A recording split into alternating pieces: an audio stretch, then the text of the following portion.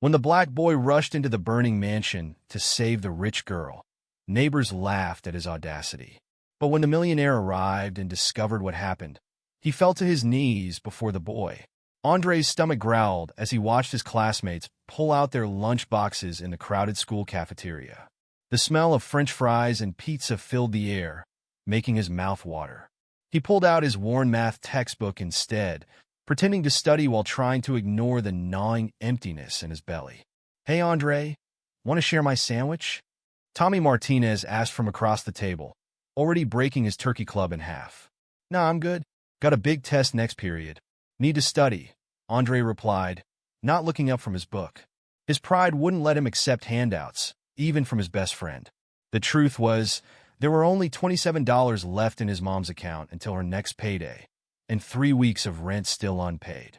Every dollar saved meant one step further from being homeless. At 11 years old, Andre had already mastered the art of mental accounting that most adults struggled with. The cafeteria buzzed with typical middle school chaos. Kids throwing paper airplanes, girls giggling in corners, boys trying to one-up each other with increasingly loud jokes. Andre tuned it all out, focusing instead on the numbers swimming before his eyes. But it wasn't calculus occupying his thoughts. It was the simple math of survival. $850 for rent, $27 in the bank, 3 missed payments, 7 days until the landlord's deadline. His mom's voice from that morning echoed in his head. "Baby, I'm picking up an extra shift at the Williams house today. There's some crackers in the cabinet for lunch. I'll try to be home by 10. He pretended not to notice how her hands shook as she buttoned her cleaning uniform, or how the dark circles under her eyes seemed to deepen with each passing day.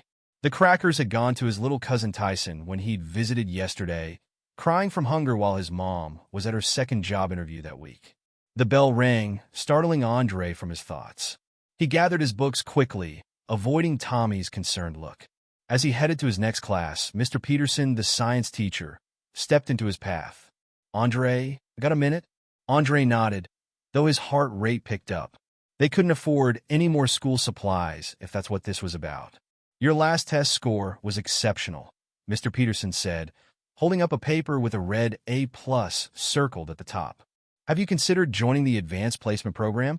"Can't, sir. Got responsibilities after school." "The program could lead to scholarships, Andre. Real opportunities."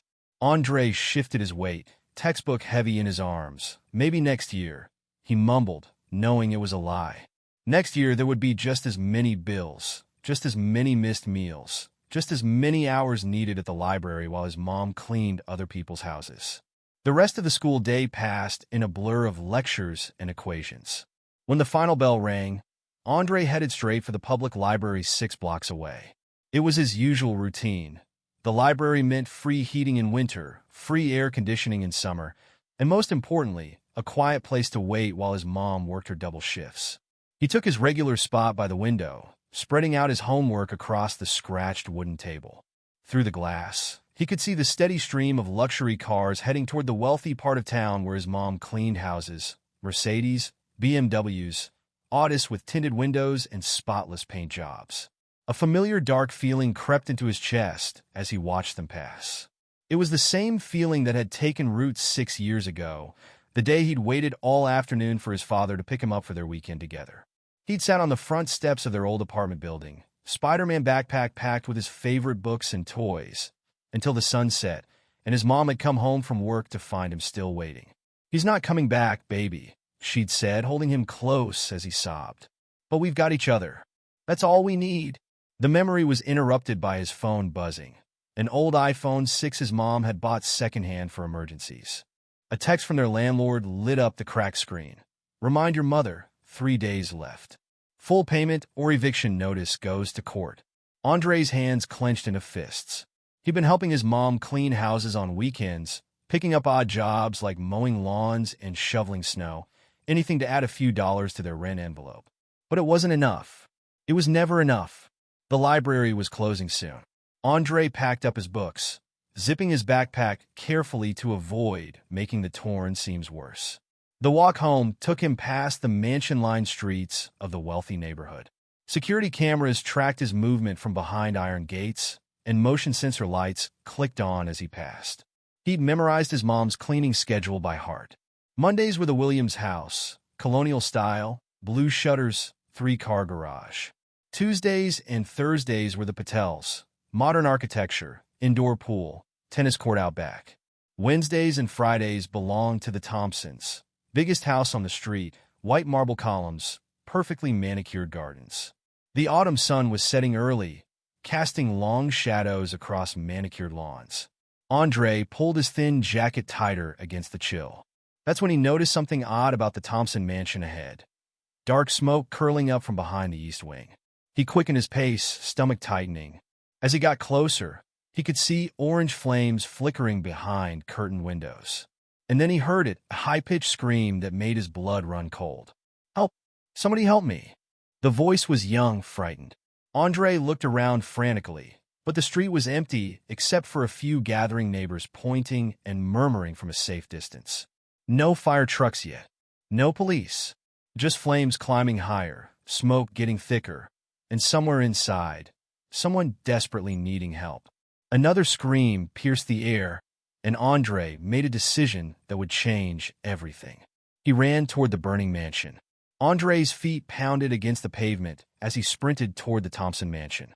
The security gate stood open. Someone had probably fled through it when the fire started. Smoke stung his eyes as he got closer, and the heat hit his face like opening an oven door. "Hey, kid, get back!" A security guard emerged from behind a hedge, waving his arms. "This is private property." Andre ignored him, scanning the burning building. The screams were coming from the second floor. Through the smoke, he could make out a small figure at one of the windows, pounding on the glass. "Someone call 911, a woman shouted from the growing crowd of neighbors. "They're on their way," another voice answered. 5 minutes out. 5 minutes. Andre looked at the flames eating through the first floor. The girl at the window might not have 5 minutes. "I say get back." The security guard grabbed for Andre's arm, but Andre ducked away, years of playground tag, making him quick on his feet. Mrs. Harrison from 2 houses down recognized him. "Isn't that the cleaning lady's boy?" "What does he think he's doing?" someone else muttered. "He's going to get himself killed," a man in a business suit said, not moving to help. The heat grew more intense as Andre reached the front steps. Smoke poured out from under the heavy wooden door, and he could hear the crackle of flames inside. His heart hammered against his ribs, every instinct screaming at him to run the other way. Another cry from above made his decision. He darted around the side of the house, looking for another way in. The garden trellis caught his eye, sturdy wooden lattice covered in dying autumn vines, reaching all the way to the second floor. "Hey you, stop right there." The security guard was still coming after him, talking into his radio now. Andre grabbed the trellis and pulled himself up. The wood creaked but held his weight. He'd done plenty of climbing in his neighborhood park, but this was different.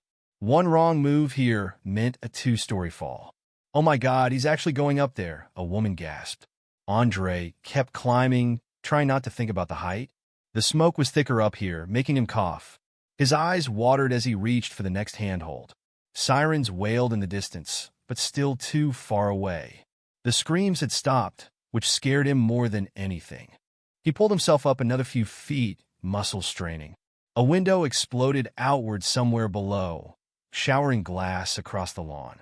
The crowd scattered backward with shocked cries. Andre pressed himself against the trellis, heart pounding so hard he could barely hear anything else. "Young man, come down from there immediately." An authoritative voice boomed from below. "The fire department is almost here." Almost wasn't good enough. Andre had reached the second floor now. Through the window nearest to him, he could see flames climbing the walls of what looked like a home office. The next window over was dark with smoke. The trellis ended just shy of his target window.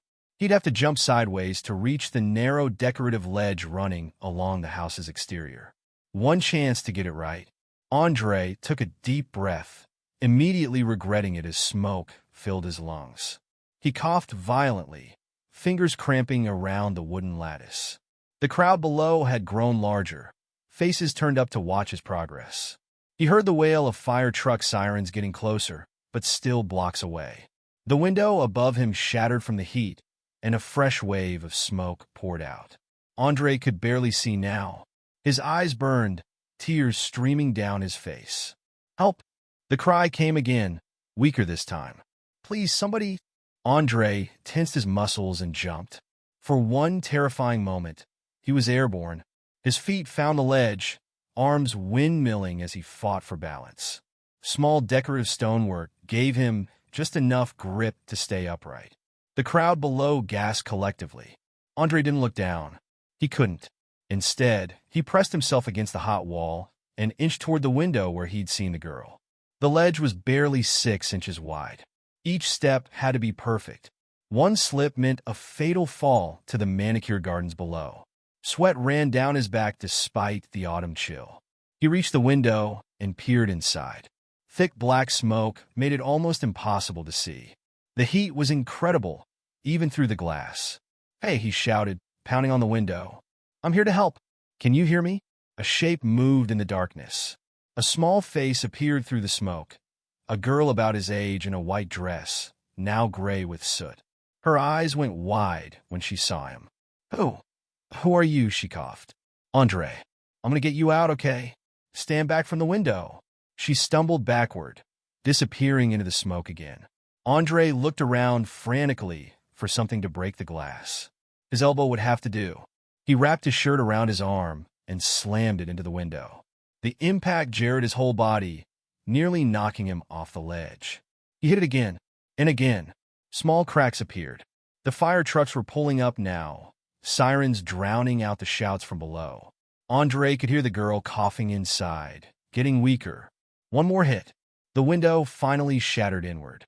Smoke poured out around him as he carefully cleared the remaining glass from the frame. "Where are you?" he called into the darkness. "Here." Her voice came from the right. "But I can't see." Andre took one last look at the ground below.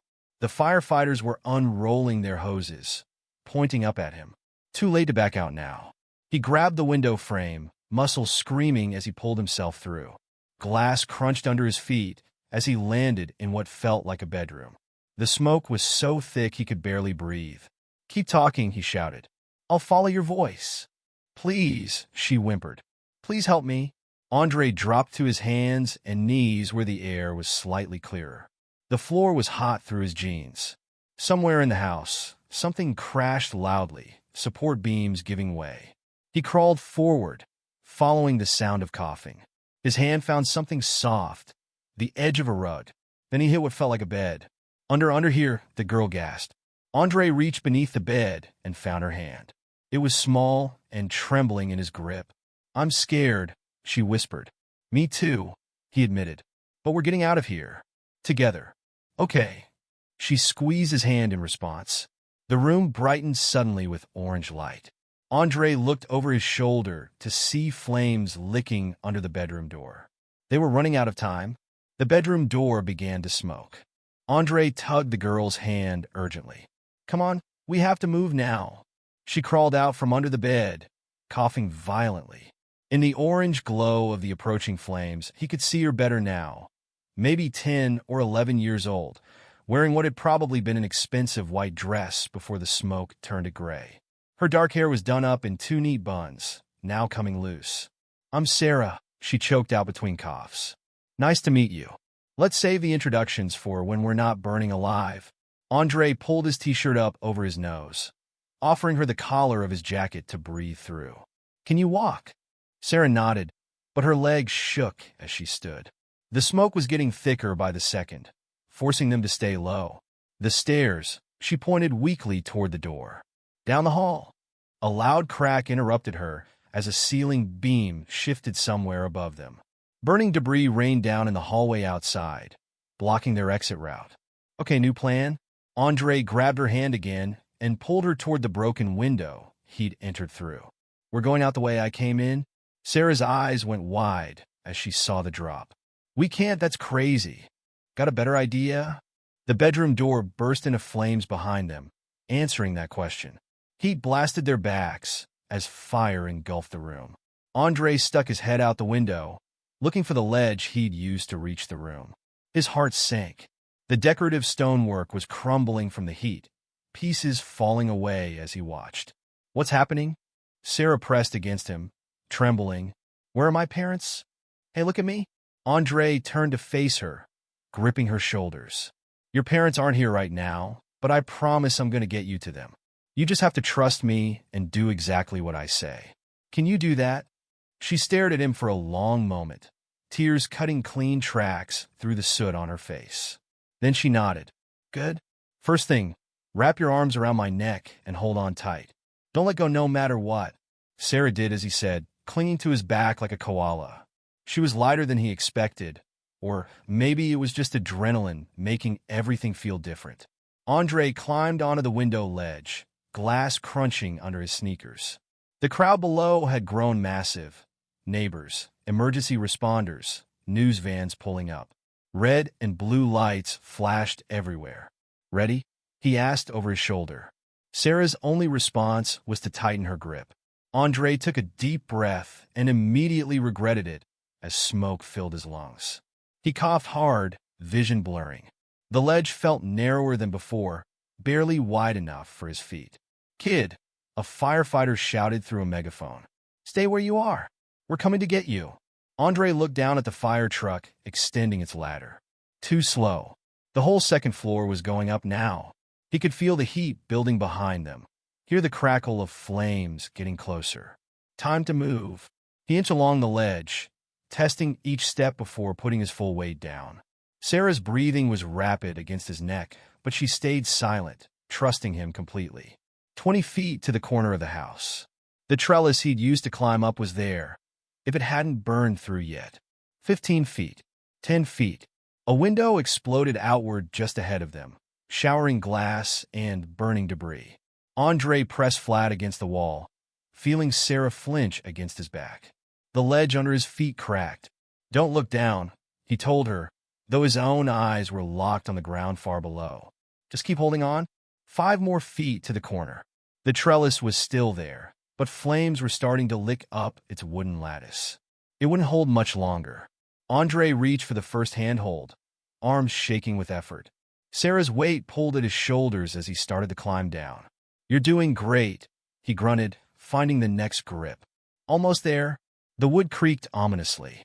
Smoke poured from the windows above them, making it hard to see. Andre's fingers were cramping, muscles burning from supporting both their weights. Halfway down, the trellis groaned and shifted away from the wall slightly. Sarah whimpered but kept her grip tight.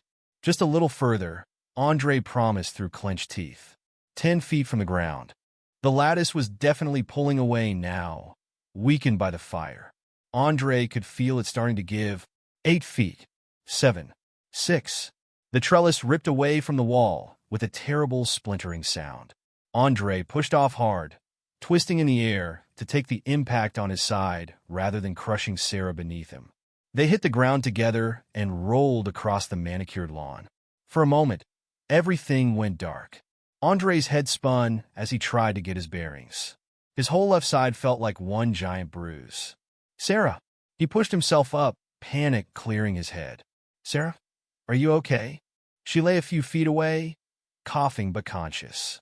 Her dress was torn and dirty, but she didn't seem badly hurt. Hands grabbed them both, pulling them further from the burning mansion. Paramedics swarmed around them, pressing oxygen masks to their faces. "Remarkable," one of them said, checking Andre's vital signs. "Simply remarkable." Andre tried to wave them off. "I'm fine. Help her first." But the paramedics insisted on checking them both thoroughly. Sarah refused to let go of Andre's hand as they were examined, her small fingers gripping his tightly. The mansion's entire second floor was fully engulfed now.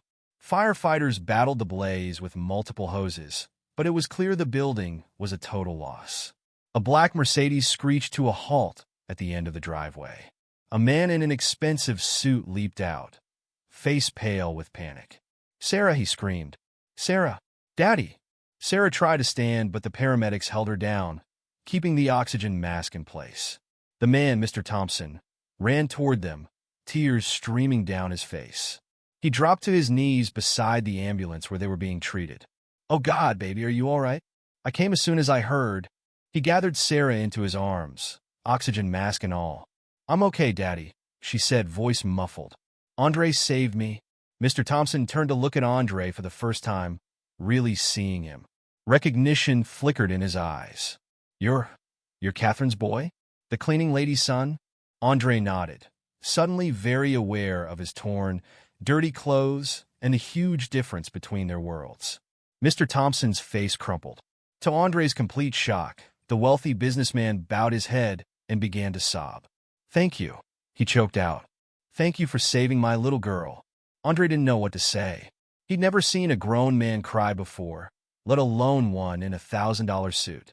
The paramedics finally cleared them both. Minor smoke inhalation, some cuts and bruises, but nothing serious. Mr. Thompson hadn't let go of Sarah, and she hadn't let go of Andre's hand, creating an odd little chain of connection between their very different worlds. More news vans were arriving.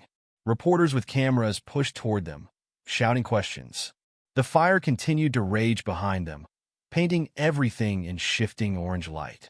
And somewhere in the city, Andre's mom was still cleaning houses, unaware that her son had just risked everything to save a stranger's child. The story wasn't over yet. Not by a long shot. Cameras flashed around them like lightning. Andre squinted against the bright lights, his throat still raw from smoke. Mr. Thompson stood protectively between the children and the press, one hand on Sarah's shoulder, the other raised to ward off the approaching reporters. "Mr. Thompson, can you comment on the fire?" "Sir, who is the boy who saved your daughter? Was this a targeted attack on your family?" The questions came rapid fire, microphones thrust forward like weapons. Andre's head spun. The adrenaline was wearing off, leaving him shaky and exhausted. "No questions right now," Mr. Thompson said firmly. "My daughter needs medical attention." A police officer stepped forward to help create a barrier between them and the press. "Let's get you folks somewhere quiet." They were led to a second ambulance parked further from the chaos. Sarah still hadn't let go of Andre's hand, her grip tight, as if afraid he might disappear. "The maid," she said suddenly, looking up at her father. Rosa was in the house, too. In the kitchen, Mr. Thompson's face went pale.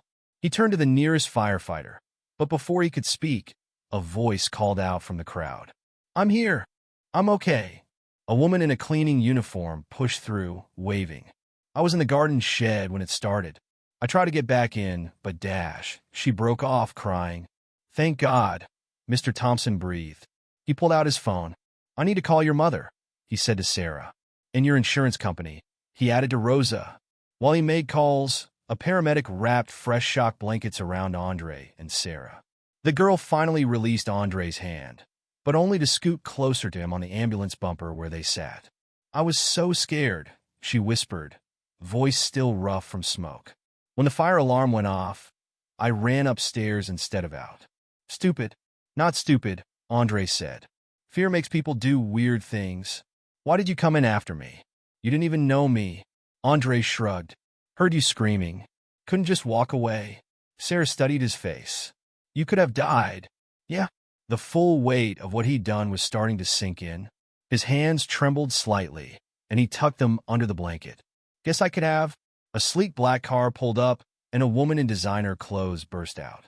"Sarah! Oh, my baby! Mom!"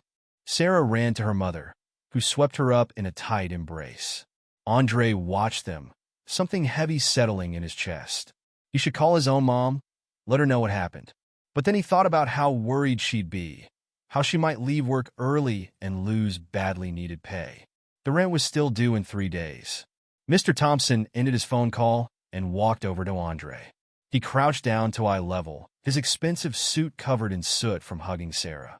"I need you to tell me everything that happened," he said gently. "From the beginning." So Andre did. He described hearing the screams, climbing the trellis, breaking the window. With each detail, Mr. Thompson's expression grew more intense. "The stairs were already on fire," Andre explained. "That's why we had to go back out the window. I know it was dangerous, but Dash, you saved my daughter's life," Mr. Thompson interrupted. "Whatever risks you took, whatever damage was done to the house, none of that matters compared to Sarah being alive." He pulled out his wallet and began counting bills. Andre's stomach dropped. "No," he said quickly. "I don't want money. Mr. Thompson looked surprised. Son, what you did was incredibly brave. Let me reward you. Andre stood up, letting the shock blanket fall. I didn't do it for a reward. Anyone would have helped. He glanced around at the crowd still watching from behind the police tape. No one else had tried to enter the burning building. No one else had even attempted to help until the fire trucks arrived. That's not true, Sarah said quietly. She'd come back over with her mother. They all just stood there. Only you helped? Mrs. Thompson stepped forward, tears in her eyes. Please let us do something for you. Anything. Andre thought about the eviction notice, about his mom working 2 jobs, about Tommy offering to share his lunch. His chest felt tight. I should go, he said. My mom will be worried. Where is your mother? Mr. Thompson asked. We should call her. She's working. Andre didn't mention that she was cleaning another wealthy family's house just a few blocks away. I'll tell her what happened. At least let us drive you home, Mrs. Thompson insisted. Andre shook his head. I live close by. I can walk. It wasn't exactly true. His apartment was nearly 2 miles away, but he needed time to think, time to process everything that had happened. Wait, Sarah called as he turned to leave. She ran to him and threw her arms around his waist. Thank you, she whispered into his smoky shirt. Andre hugged her back awkwardly, very aware of all the eyes watching them. When she pulled away, she was crying again. Will you come visit me? She asked. Once we're staying at the hotel? Andre glanced at her parents. Mr. Thompson nodded encouragingly. Maybe, Andre said, though he knew it was unlikely. Their worlds were too different. Tomorrow, everything would go back to normal. Sarah to her life of privilege, Andre to his empty stomach and unpaid rent. He turned and walked away from the burning mansion, away from the news cameras and the wealth and the girl whose life he'd saved. His muscles ached with every step. His clothes stank of smoke. The sun had set completely now, streetlights casting long shadows across perfect lawns. Behind him, he could hear Mr. Thompson talking to reporters, Sarah adding details to the story. Andre walked faster. His phone buzzed in his pocket. A text from his mom. Working late tonight, baby. Johnson family needs extra help. Don't wait up. Love you. Andre typed back with shaking fingers. Okay, Mom. Love you too. He didn't mention the fire. Didn't mention how close he'd come to falling. Didn't mention the way Sarah had trusted him completely, or how Mr. Thompson had cried, or how their expensive cameras had flashed in his face. Some things were too big to explain in a text message. The familiar streets of his neighborhood came into view.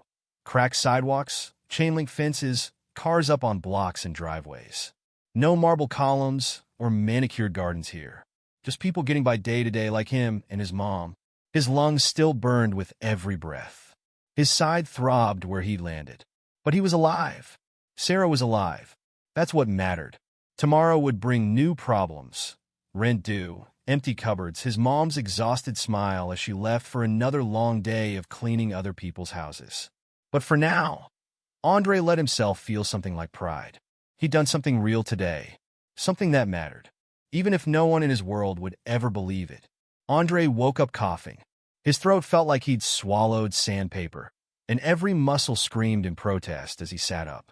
Sunlight streamed through the cracked window of his small bedroom, carrying the sounds of morning traffic. Andre, his mom's voice came from the kitchen. You up, baby? He tried to answer, but started coughing again instead. Footsteps approached, and his door creaked open. You getting sick? She stepped in, already dressed in her cleaning uniform. Then she stopped, frowning. Why do your clothes smell like smoke? Andre looked down. He'd been too exhausted to change last night, falling asleep in his soot-stained clothes. He coughed again. I need to tell you something, Mom. She sat on the edge of his bed, concern creasing her forehead. What happened? He told her everything. The fire, the rescue, Sarah's parents. With each detail, his mother's eyes grew wider. Jesus, Mary, and Joseph, she whispered when he finished. You could have died. I know, but I couldn't just leave her there. His mom pulled him into a tight hug. He could feel her trembling. My brave, stupid, wonderful boy. She kissed the top of his head. Don't you ever scare me like that again. Sorry, Mom. She held him at arm's length, examining his face. How bad are you hurting? I'm okay. Just sore. You're staying home from school today. No arguments. Andre started to protest, but another coughing fit cut him off. His mom stood up. I'll call in sick to the Williams house. Stay home with you, no. Andre grabbed her hand. Mom, the rent. We can't afford to miss work. She sat back down heavily, shoulders slumping. Baby, you need A sharp knock at their front door interrupted her. They looked at each other in surprise. They rarely got visitors, especially this early. His mom went to answer it while Andre pulled on a clean shirt, wincing at his stiff muscles. He heard voices in the living room and stepped out of his bedroom. Mr. Thompson stood in their small apartment, looking strangely out of place in his perfectly tailored suit. A large manila envelope was tucked under his arm. Andre, he smiled warmly. How are you feeling? I'm okay, sir. Andre glanced at his mom, who looked shell-shocked. Mrs. Clark, Mr. Thompson turned to her. I hope you don't mind me tracking you down. I had to speak with you both. Of course, she said faintly. Would you like some coffee? No, thank you. This won't take long. He pulled out the envelope. First, I want to give you this. Andre's mom took it hesitantly. Her hands shook as she opened it and pulled out a check. Her eyes went wide. Mr. Thompson, this is too much. It's not nearly enough, he interrupted.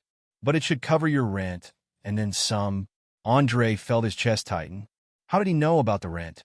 I made some calls this morning, Mr. Thompson continued, as if reading his mind. Learn about your situation. I also spoke with your landlord. The eviction proceedings have been halted. Andre's mom sank onto their worn couch, still staring at the check. I don't know what to say. Say you'll accept a job offer. Mr. Thompson sat in their only armchair. I need a new head of household staff for our temporary residence while the mansion is rebuilt. The position comes with full benefits, paid vacation, and a significant salary increase from your current positions. But I don't have experience managing You have experience working harder than anyone I've ever met. He cut in. Sarah told me how you sometimes clean our house twice in one day when we have events. How you stay late without being asked. How you treat our home like it's your own. Tears rolled down his mom's cheeks. Andre moved to sit beside her, taking her free hand. There's more, Mr. Thompson said. The position comes with housing, a 2-bedroom apartment above the carriage house. It's small but yes, his mom whispered. Yes to all of it. Mr. Thompson smiled. Excellent. You can start next week. Take a few days to rest and recover. He looked at Andre. Both of you? He stood to leave but paused at the door. Oh, and Andre? Sarah's been asking about you. She's staying at the Four Seasons downtown with us until we get settled in the temporary house. Perhaps you could visit? Andre nodded, still trying to process everything that was happening. After Mr. Thompson left, his mom pulled him close, crying openly now. Is this real? She asked. Tell me this is real. Andre squeezed her hand. It's real, Mom. They sat together on the couch for a long time, the check still clutched in her hand, both afraid to move in case it all turned out to be a dream. Around noon, Andre's phone buzzed with a text from an unknown number. Hi, Andre, it's Sarah. Dad gave me your number. Can you come see me? I'm bored at this hotel, and Mom won't stop crying every time she looks at me. Andre showed the text to his mom, who wiped her eyes and smiled. Go, she said. I'll call you a taxi. Mom, we can't afford She waved the check. We can now. The taxi dropped him at the Four Seasons 30 minutes later. A doorman in a crisp uniform directed him to the penthouse suite. Andre felt wildly out of place in his worn jeans and t-shirt. Sarah answered his knock, beaming. She wore designer clothes that probably cost more than his mom's monthly salary, but her smile was genuine. You came? She grabbed his hand and pulled him inside. Mom, Dad, Andre's here. The suite was bigger than his entire apartment. Floor-to-ceiling windows offered a stunning view of the city. Mrs. Thompson emerged from one of several rooms, her eyes red from crying. Oh, Andre! She hugged him tightly. We can never thank you enough. It's okay, really, he mumbled, embarrassed. Come see what I've been doing. Sarah tugged him toward a table covered in papers. I'm designing my new room for the temporary house. Want to help? They spent the afternoon drawing room layouts and picking colors from designer catalogs. Sarah chattered constantly, her earlier fear seemingly forgotten. But sometimes she'd grab his hand for no reason, as if reassuring herself he was still there. Mr. Thompson ordered them pizza for lunch, the expensive kind from a fancy Italian restaurant. Andre tried not to think about how one pizza probably cost what his mom usually spent on groceries for a week. "Will you come to my new school?" Sarah asked as they ate. "Dad says I have to change schools until our house is rebuilt." Andre nearly choked on his pizza. "I go to public school." "Oh." Sarah looked disappointed. Then she brightened. "Maybe Dad could dash no," Andre said firmly. "No more help. The job for my mom is more than enough." Sarah studied him for a long moment. "You're different from my other friends." "I'm not really your friend," Andre said quietly. "I just happened to be there when you needed help." "You're my friend," she insisted. "You saved my life. That makes us friends forever." Andre didn't argue, but he knew better. Tomorrow she'd go back to her world of private schools and designer clothes. He'd go back to his public school, back to Tommy sharing his lunch, back to being invisible. Except things were different now. His mom had a new job. They'd have a new place to live. Maybe some things could change. Sarah grabbed his hand again, pulling him back to their room designs. "What color should the ceiling be?" "I'm thinking stars. Dad says they can paint anything I want." Andre let himself be drawn into her excitement. Just for today, he could pretend their worlds weren't so far apart. Just for today, he could be her friend. His phone buzzed, a text from his mom. Landlord called. "Rent paid in full. We're going to be okay, baby." Andre smiled, squeezing Sarah's hand. Yeah, some things could definitely change. A week passed in a blur of changes. Andre's mom started her new job managing the Thompsons' temporary household staff.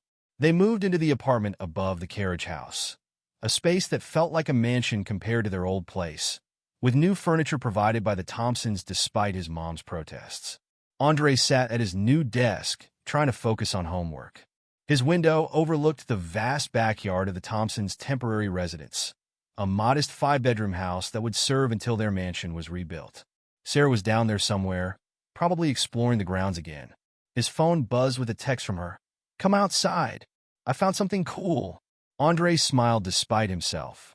In the past week, Sarah had texted him about approximately 50 cool things, from interesting rocks to weird-looking clouds. "Homework," he texted back. 3 dots appeared immediately. "Please? It's really cool this time. Promise." Andre sighed and got up. His mom was downstairs directing the cleaning staff. Still strange to think of her as being in charge instead of doing all the work herself. Going outside for a bit, he called as he passed the kitchen. "Dinner at 6, she replied, not looking up from her clipboard. "The Thompsons want us to join them again." That was another weird new thing. Eating dinner with Sarah's family almost every night. Mr. Thompson insisted it was part of being a household family, but Andre still felt out of place among the fine china and formal place settings. He found Sarah crouched behind the garden shed, peering at something on the ground. "Look," she pointed excitedly. "Baby rabbits." Sure enough, a small nest held 3 tiny bunnies, their eyes barely open. Andre knelt beside her for a better look. "We can't touch them," he said. "Their mom might abandon them." "I know." Sarah sat back on her heels. "I've been watching them all week. The mom comes at dawn and dusk to feed them." Andre glanced at her, surprised. "You get up at dawn?" "Sometimes." She shrugged. "I still have trouble sleeping. Keep dreaming about the fire." Her voice got quieter at the end. Andre understood. He had his own nightmares about flames and falling. "Want to talk about it?" he asked. Sarah picked at the grass. "Do you ever think about, what if you hadn't been there?" "Try not to." "I do. All the time." She looked up at him. "Everyone treats me different now. Mom keeps crying. Dad hired 2 new security guards. Even my friends at school act weird, like I'm made of glass or something." Andre nodded. He'd noticed the changes too.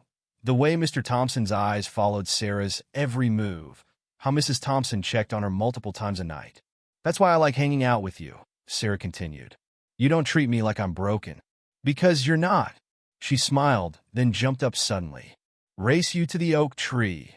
Andre grinned. This was another new routine.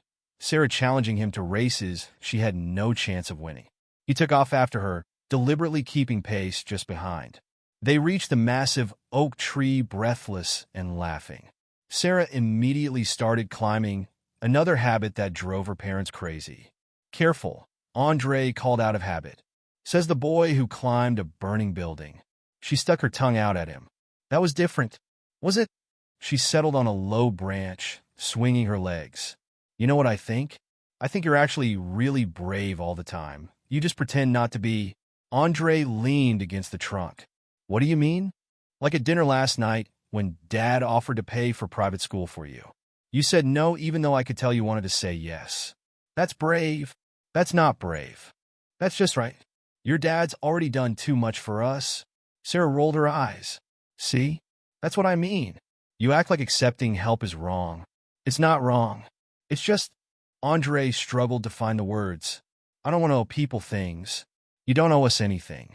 You saved my life. That's different. Why? Andre kicked at a root. Because that was just what anyone would do. But they didn't. You did. Sarah jumped down from her branch. And now you're my best friend, so you're stuck with me. Deal with it? Before Andre could argue, his phone buzzed again, a text from Tommy. Dude, you're on the news again. Sarah's phone chimed at the same time. She pulled it out and groaned. Another interview request, she said. Some morning show wants us to tell our inspiring story of friendship across social boundaries, or whatever. The media attention had been intense since the fire.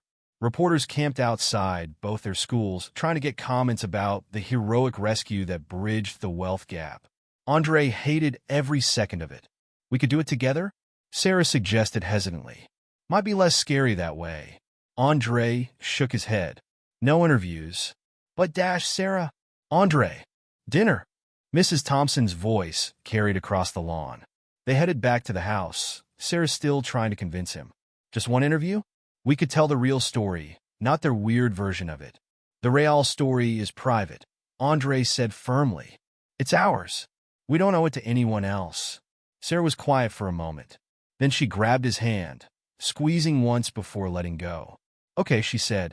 No interviews. Inside, both families were gathering around the dining room table.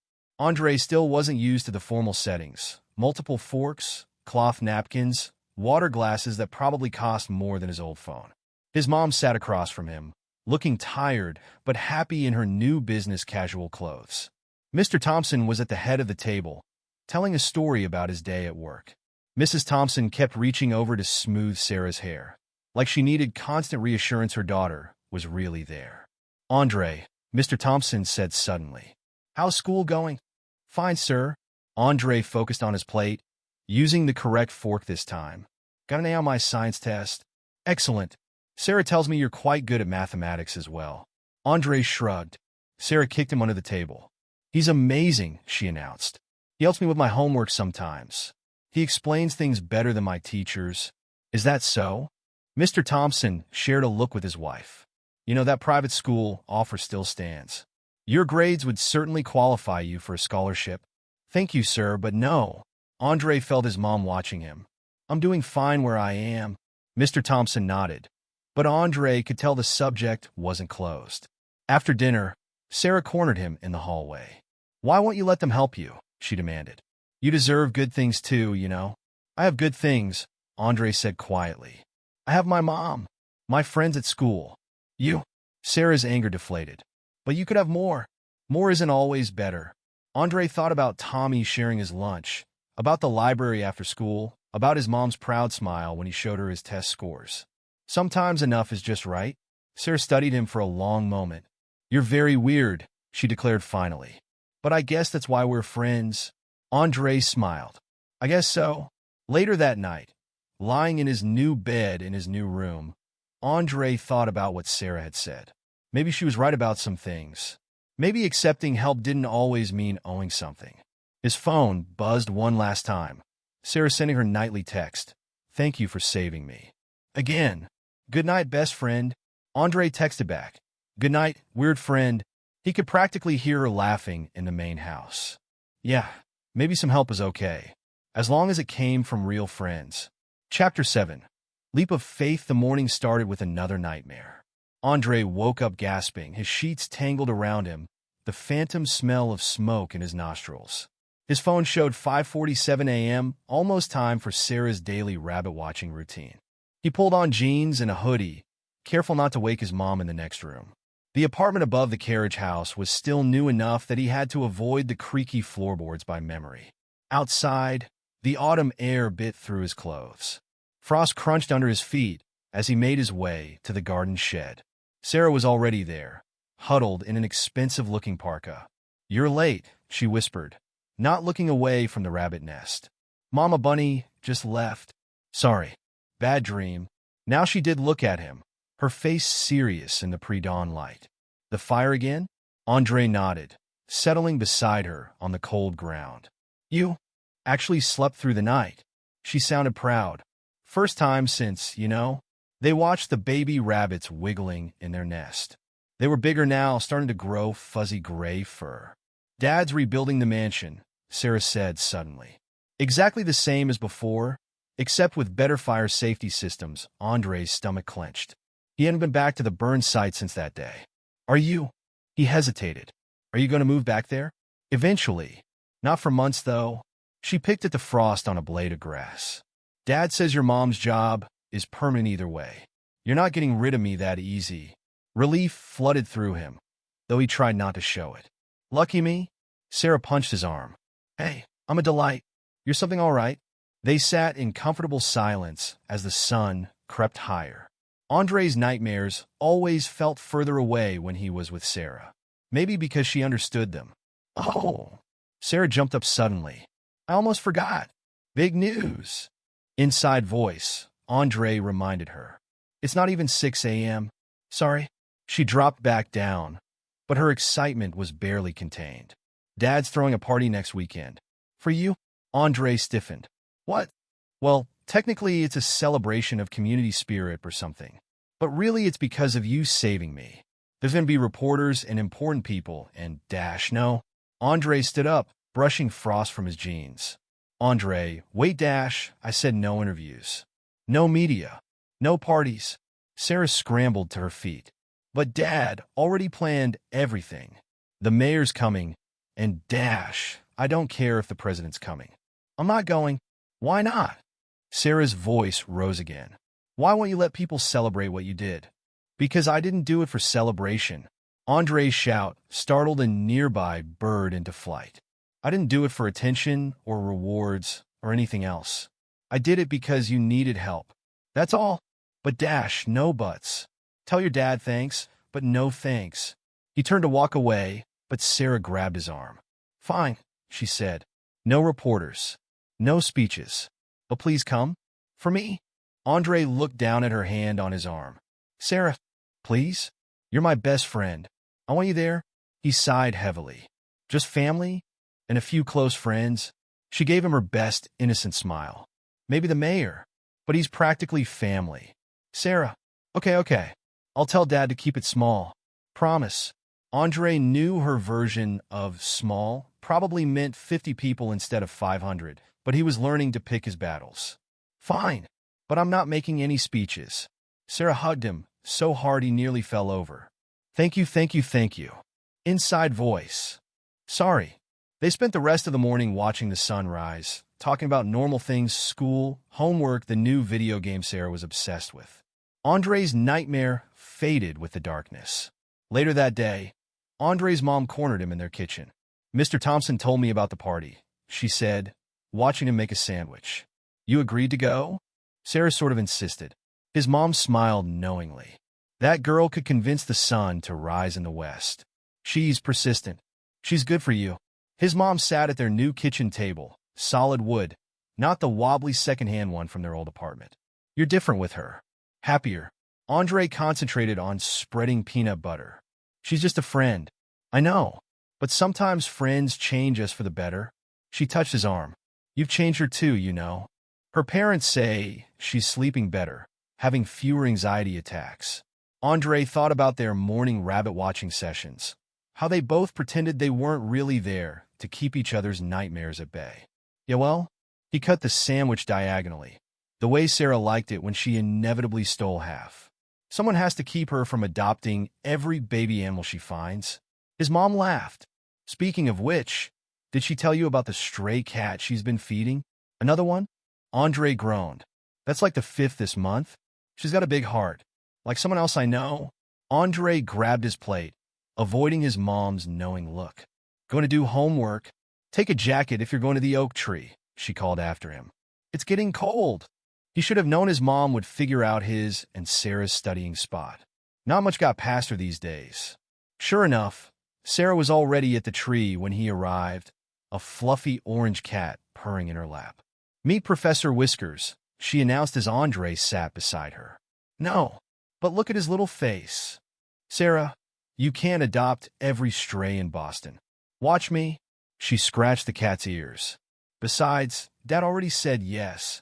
Andre rolled his eyes, holding out half his sandwich. She took it with a grin. So, she said between bites. About the party. Small, he reminded her. You promised? I know. But, what are you going to wear? Andre looked down at his jeans and hoodie. Clothes? Oh no. Sarah's eyes lit up with a dangerous gleam. No. We're going shopping? Absolutely not. Come on. I never get to buy things for you. Because I don't need things. Everyone needs things. She set the cat aside and pulled out her phone. I'm texting Mom right now. Mall trip this afternoon. Sarah, no. Sarah, yes. She hit send with a flourish. Too late. It's happening. Andre flopped back on the grass, groaning. I hate you. No, you don't. You love me. I'm your best friend, and you're stuck with me forever because you saved my life. That's emotional blackmail. Is it working? Andre sighed heavily. What time are we going to the mall? Sarah's squeal of delight scared Professor Whiskers up the tree. Later that night, after an exhausting afternoon of Sarah and her mom dragging him from store to store, Andre lay in bed staring at the shopping bags in the corner. Designer clothes with price tags that made him dizzy. A new phone because Sarah insisted his old one was practically ancient. Even a pair of fancy dress shoes that cost more than his mom used to make in a week. His phone, the new one, buzzed with Sarah's nightly text. Thank you for saving me. Again, and for letting us buy you things. Good night, best friend who looks amazing in blue. Andre smiled despite himself. Good night, shopping demon. The rabbits missed you this evening. Tomorrow morning, 5:45 sharp. Don't be late. He set his alarm, knowing she'd be there at 5:30 anyway. That's just who Sarah was. Always early, always excited, always pushing him to be more than he thought he could be. Maybe his mom was right. Maybe they were good for each other. He fell asleep thinking about baby rabbits and orange cats and best friends who never took no for an answer. This time, there were no nightmares. The day of the party arrived cold and clear. Andre stood in front of his mirror, tugging uncomfortably at his new blue dress shirt. The price tag was gone, but he could still feel it. $175 for a shirt he'd probably wear once. You look handsome, his mom said from the doorway. She wore a simple black dress that Mrs. Thompson had insisted on buying her. Very grown up? I look ridiculous? Andre pulled at his collar again. Stop fidgeting. She came over to straighten his shirt. Sarah's already asking about you. Says you're late for rabbit duty. Andre checked his phone. 3 texts from Sarah in the last 5 minutes. Morning watch canceled. Rabbits moved to new nest. Mom's going crazy with party prep. Wake up, I'm bored. Better go rescue her, his mom smiled. Party doesn't start until 2.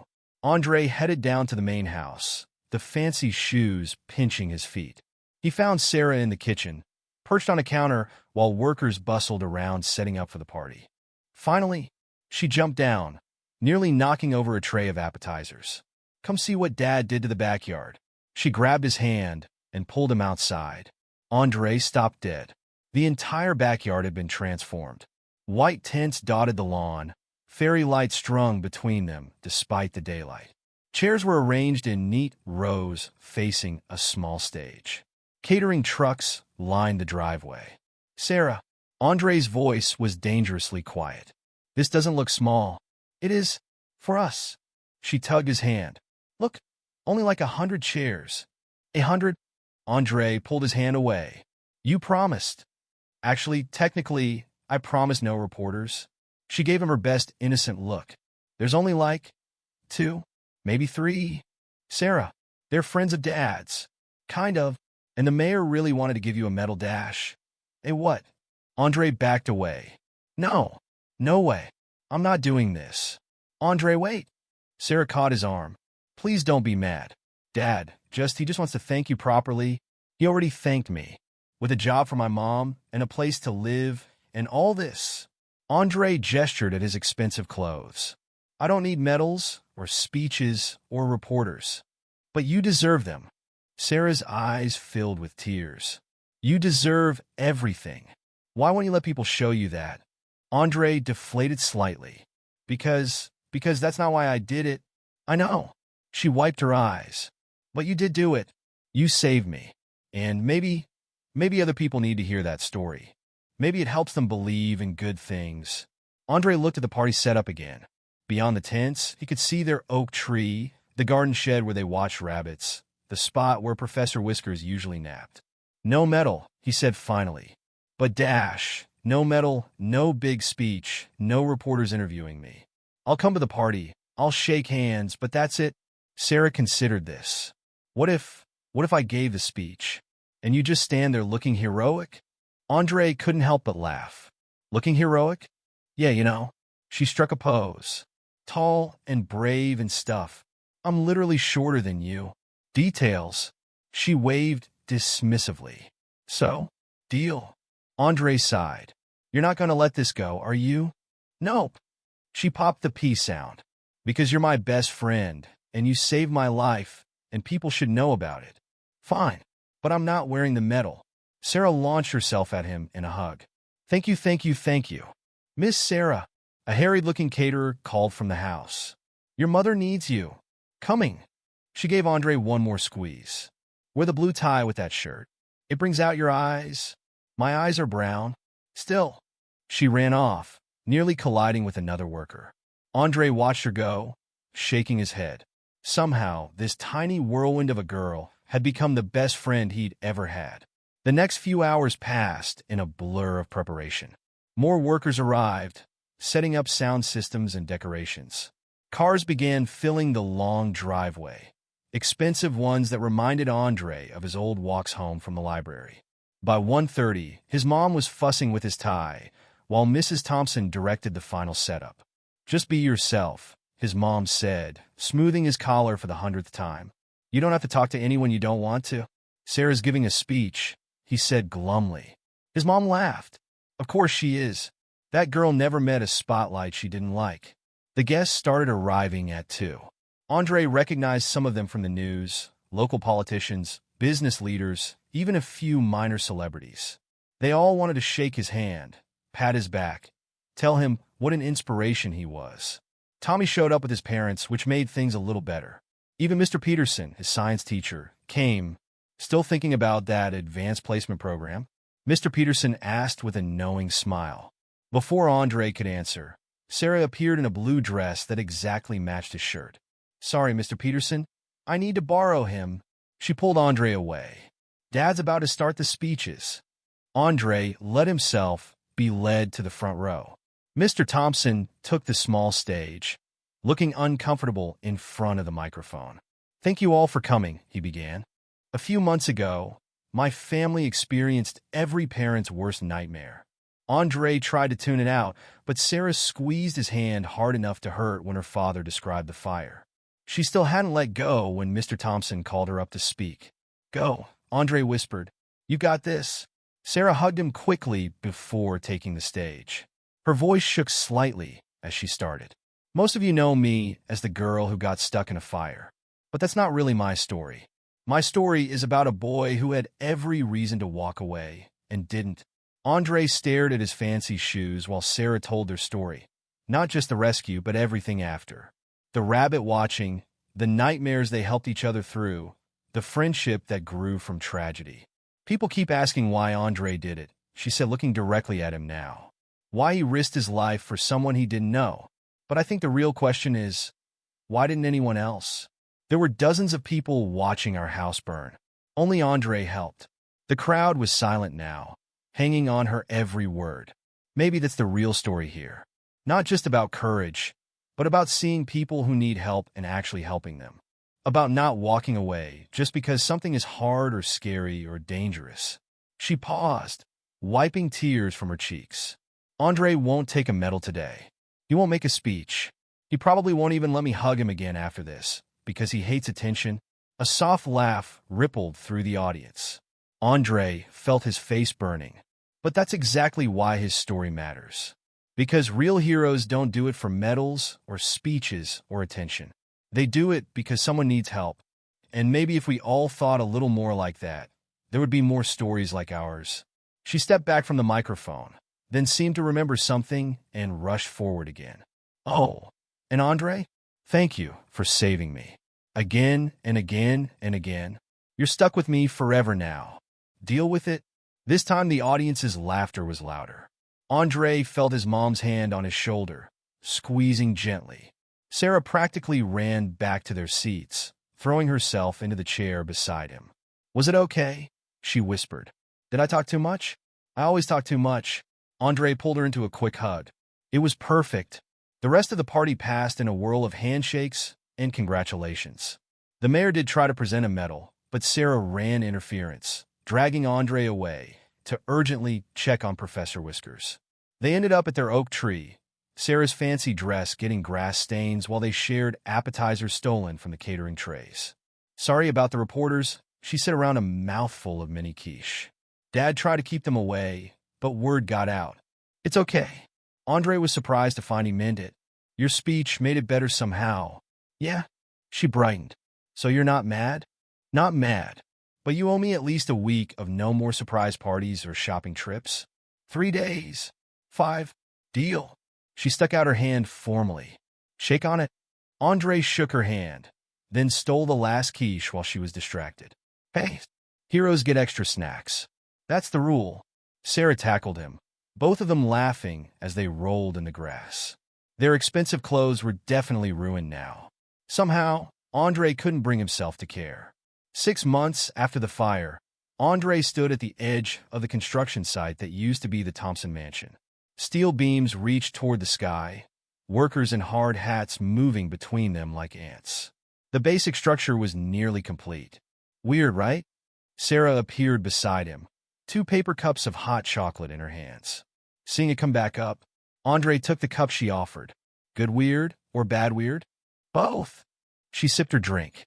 Dad says we can move back in by Christmas. They watched the construction in silence for a moment.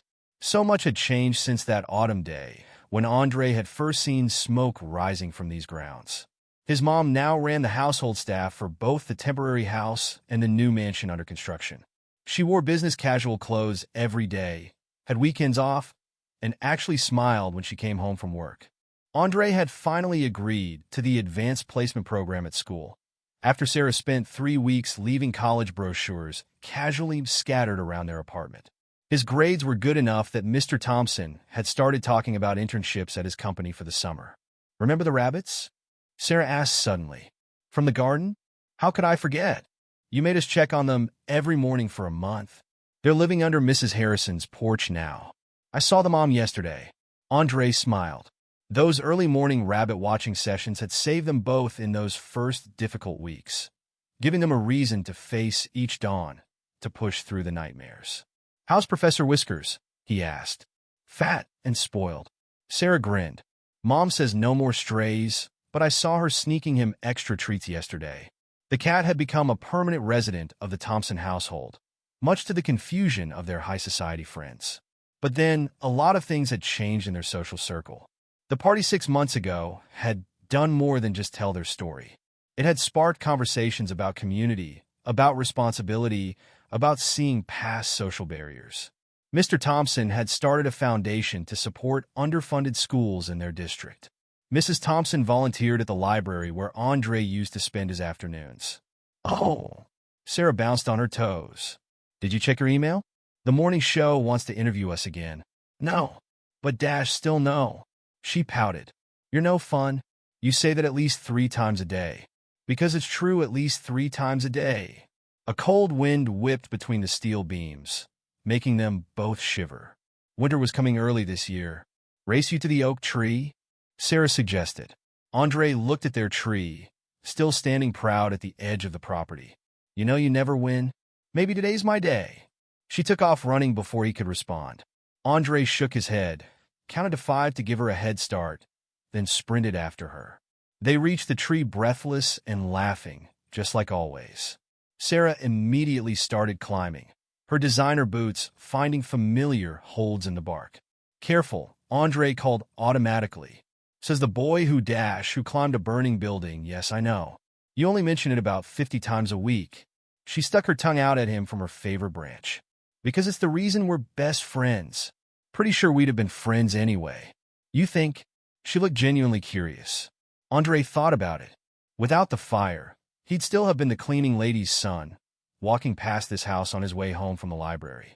Sarah would still have been the rich girl who lived here. Maybe not, he admitted. But I'm glad we are. Me too. She swung down from her branch. Even if you won't let me buy you things, or do interviews or Sarah. Fine, fine. She brushed off her pants. Race you to the construction site? I want to see where my new room's going to be. You're not allowed in there. Your dad specifically said race you. She took off running again. Andre groaned, but followed. Someone had to keep her from adopting every stray cat and climbing every dangerous thing she saw. They spent the afternoon exploring the construction site from a safe distance, Sarah pointing out where each room would be, talking about her plans for decoration. Andre listened, adding occasional comments about fire escapes and safety systems that made her roll her eyes. It's going to be different this time, she said as the sun began to set. Better? Yeah. Andre looked at her. How so? Well, for one thing, you'll be right next door in the carriage house. And Dad's making your apartment bigger. Did he tell you? Adding a study for you and everything. This was news to Andre. He is... Oops. Sarah covered her mouth. That was supposed to be a surprise. Forget I said anything. Sarah. Oh, look, Professor Whiskers needs feeding. She started backing away. Race you to the house. You can't just drop news like that and run. But she was already sprinting across the lawn, her laughter floating back to him on the winter wind. Andre looked at the construction site one more time before following. The new mansion would be bigger, safer, probably even fancier than before. But that wasn't what made it better. What made it better was knowing he had a place here now. Not just physical space in the carriage house, but space in this family they'd somehow created. His mom wasn't just an employee anymore. He wasn't just the cleaning lady's son. He was Sarah's best friend. The boy who ran into a burning building because someone needed help. The kid who still wouldn't accept medals or do interviews, but would race across frozen grass just to make his friend laugh. Andre. Sarah's voice carried across the lawn. Come on. Mom's making your favorite for dinner. He jogged after her, smiling. The sun was setting behind the steel skeleton of the new mansion, painting everything in shades of gold and promise. 6 months ago, he'd been a boy who skipped lunch to save money, who counted every dollar and lived in constant fear of eviction. Now he had a best friend who never let him take himself too seriously, a future that looked brighter every day, and a family that was bigger and stranger and more wonderful than he'd ever imagined possible. If you don't hurry up, I'm feeding your dessert to Professor Whiskers. Sarah threatened. Andre picked up his pace. Some things hadn't changed. Sarah was still a force of nature, still pulled him into adventures he'd never choose for himself, still made him braver just by believing in him. But maybe that was exactly what both of them had needed all along. Someone to believe in them. Someone to show them that sometimes the scariest leaps, whether from a burning building or across social boundaries, were the ones most worth taking. Last one inside has to help me build a cat shelter. Sarah called. Andre groaned, but found himself running faster. Because that was what best friends did. They showed up, they joined in, they made everything better just by being there. Even if it meant building yet another shelter for yet another stray cat. Some leaps of faith never really ended. They just turned into a different kind of adventure.